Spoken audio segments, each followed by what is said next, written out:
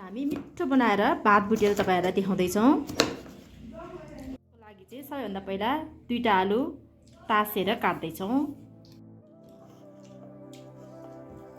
मसिनो मसिनो बनाएर टुक्रा बनाऊ।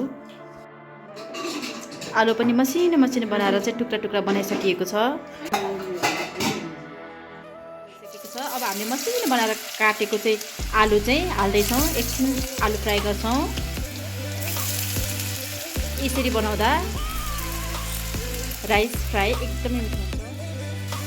बिस्तार बिस्तार आलु चाहिँ फ्राई हुँदैछ।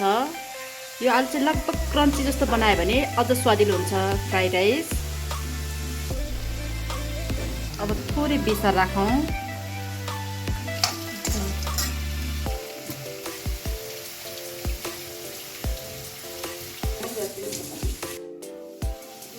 क्रन्ची हुँदैछ।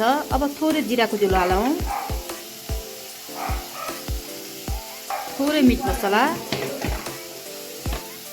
अब स्वाद अनुसार नुन।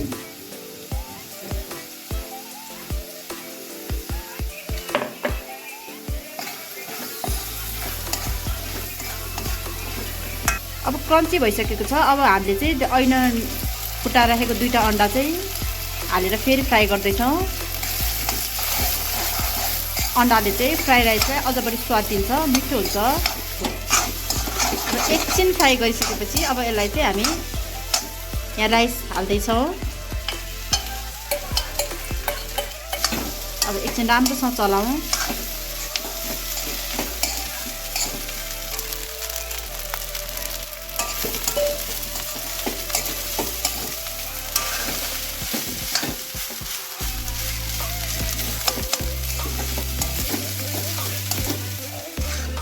हामीले चाहिँ यतापट्टि ससेस फ्राई गर्दैछौँ।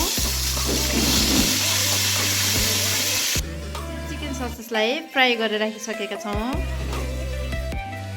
अब यसलाई मसिनो मसिनो बनाएर काटौँ। यसले चाहिँ फ्राई राइसलाई अझ बढी स्वाद दिन्छ। मसिनो मसिनो बनाएर टुक्रा बनाइएको छ।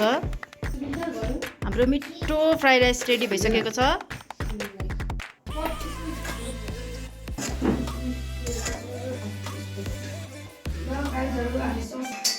अब ससेस पनि हालिसकेको छ फ्राई राइसमा। एकदमै मिठो मिठो भएको छ। तपाईहरुले पनि अवश्य पनि यसरी एकचोटि ट्राई गरेर खानुहोला। एकदमै मिठो हुनेछ। तपाईहरुले नयाँ टेस्ट पाउनुहुनेछ है।